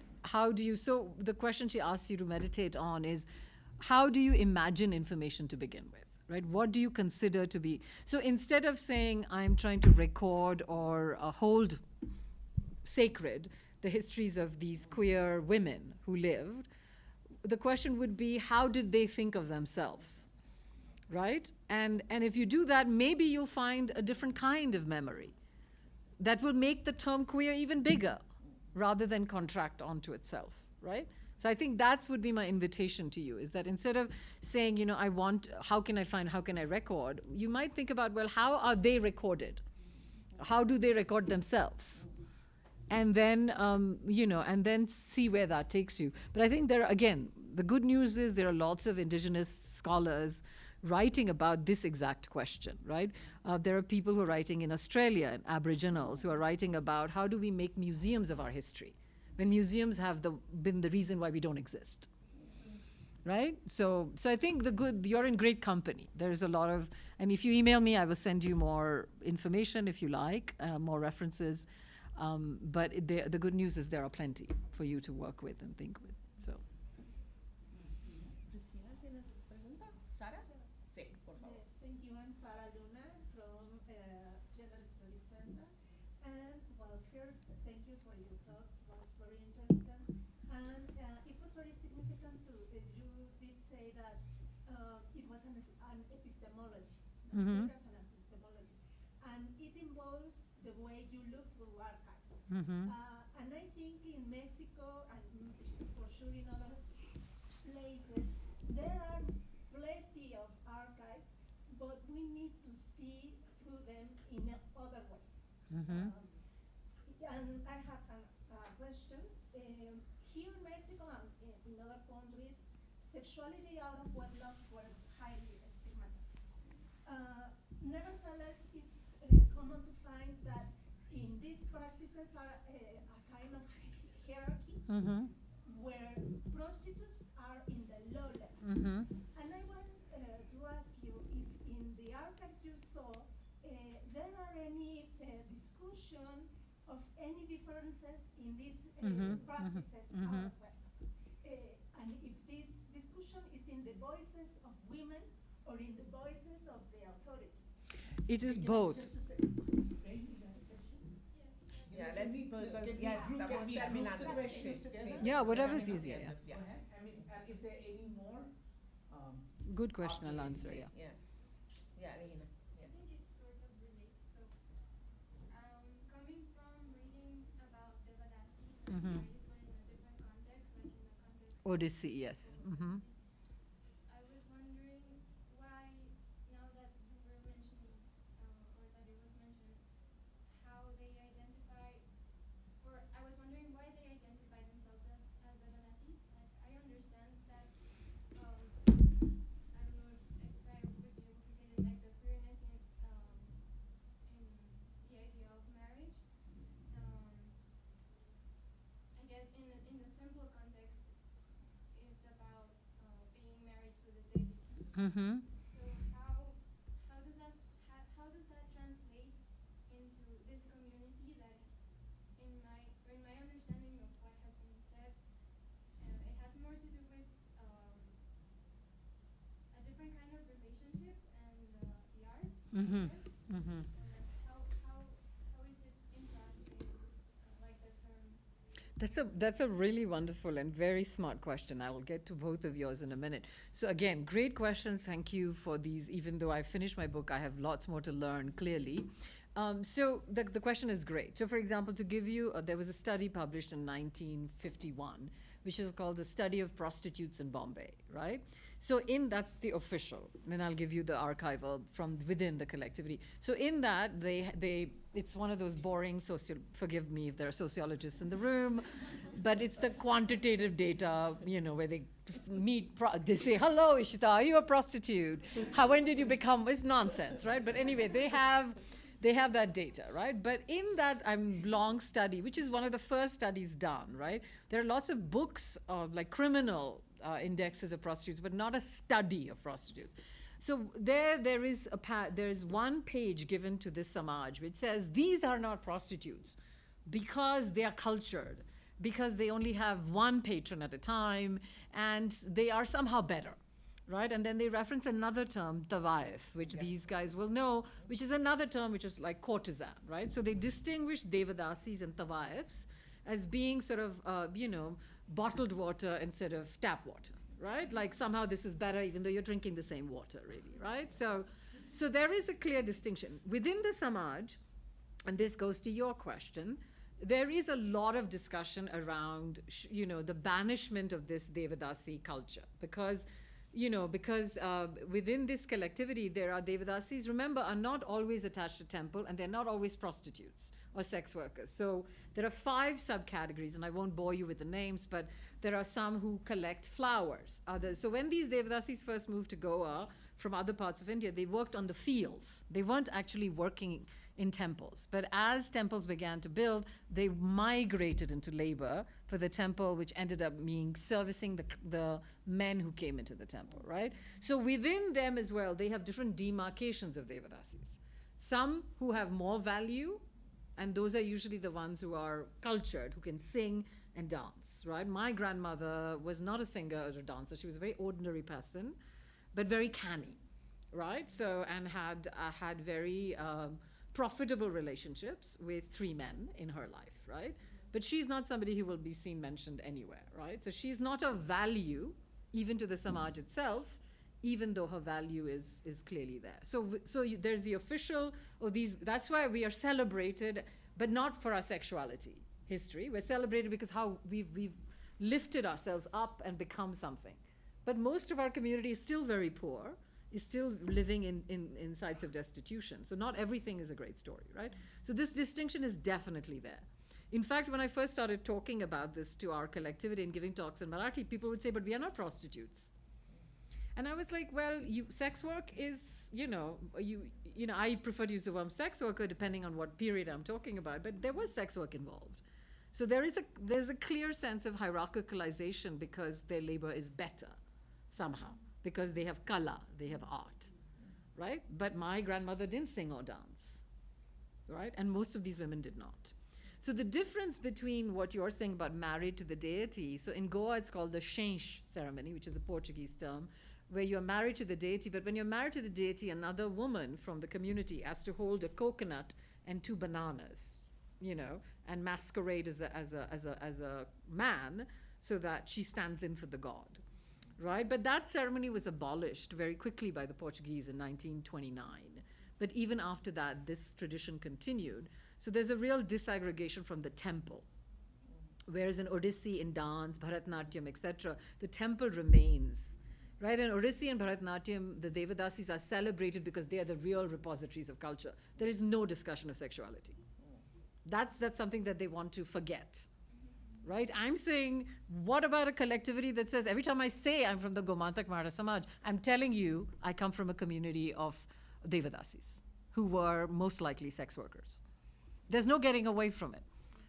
So what does that mean, right? It's moving forward, but also always being. And I think the collectivity now doesn't know what to do with that history.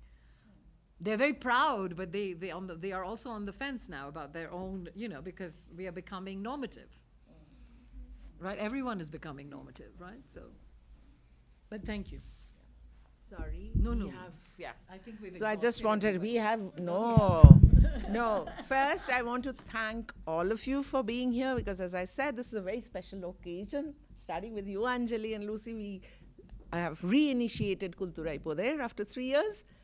Everyone, 3.5, everyone is welcome, as you can make out. Anyone who wants feedback on someone he or she is struggling through, wants feedback, well, we can meet. It's totally extracurricular, it's totally flexible. We used to meet normally twice a semester, but as I said, we haven't met for 3.5 years. It can be more. So thanks to all of you for making this. It's actually a very large audience, and we've continued for over 2 hours. Thanks to Centro de Estudios de Asia y Africa for organizing it again, for putting, and my, members of my Cuerpo Académico. But I did have a few questions. I'll stop. I wouldn't want you to answer. I think I was looking at Regina because the other 2 have just joined. I think your concept of abundance actually is tied to messiness.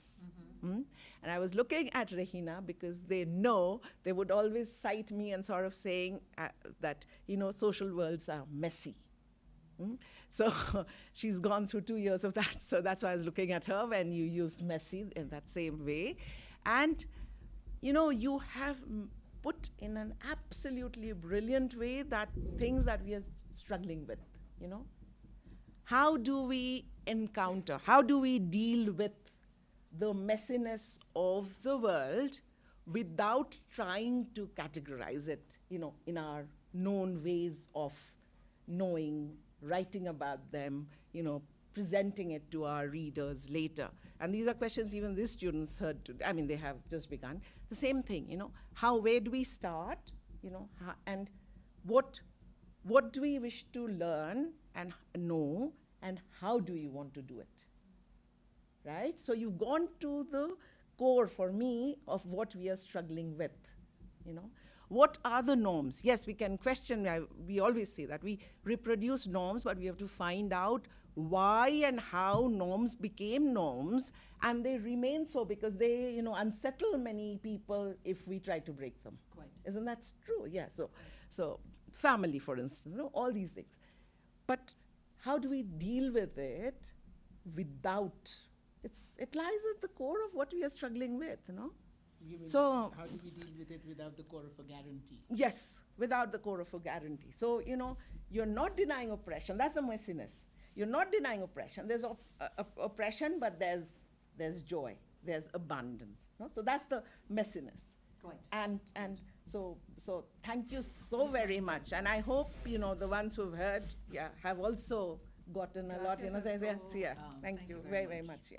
And you know, the introduction to the book, it was, Anjali It's still very free, it's kindly still free. sent it. So if you want it, Any of you will pass on circulate. your email, We- we shall pass it on Yeah.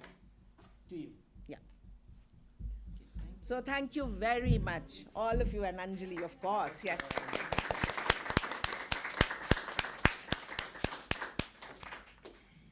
Sorry, that went on a No, I think they all stay. Yeah. Bernd has to go away to. He has another Yeah, meeting. no, No, okay. and he besides he lives in. I wasn't at all. I didn't even think about it. I mean, I'm surprised he stayed as long as he did. ठीक था? Did you like the discussion? Yo tengo tu correo, así que no hay problema. Es que tenemos, bueno, todas las que quieren, bueno, estar en el grupo, porque se pasa el mensaje y el texto antes. Sí, yo lo mandé. Escríbanme y yo les incluyo en el grupo. Nada más Sí, lo eso. mandé a las compañeras, pero No importa eso. sí, como tenemos clase mañana a las 8 a.m., creo que Sí, todas se fueron. y además digo, es voluntario. No hay, bueno, no.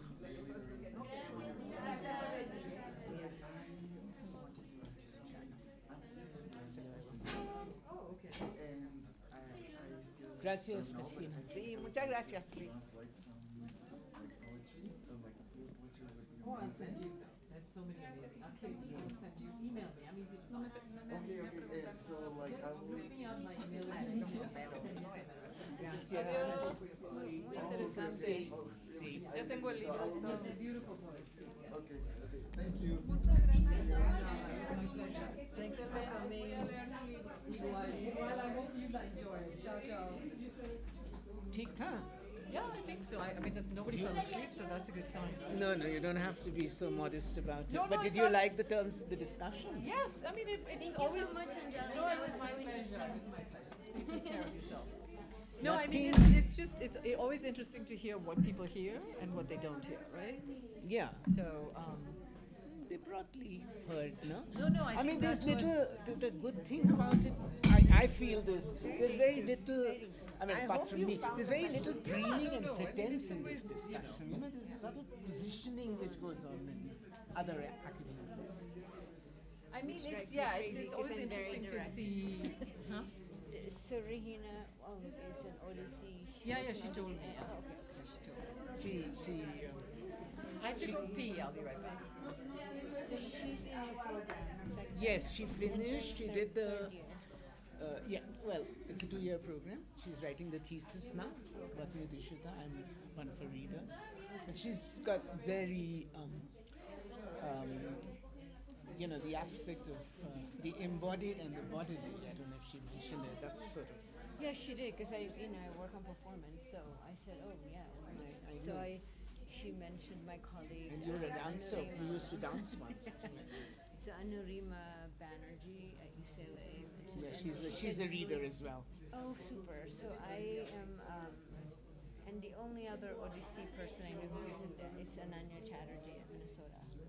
Yes, I've met her once, but I don't know her well.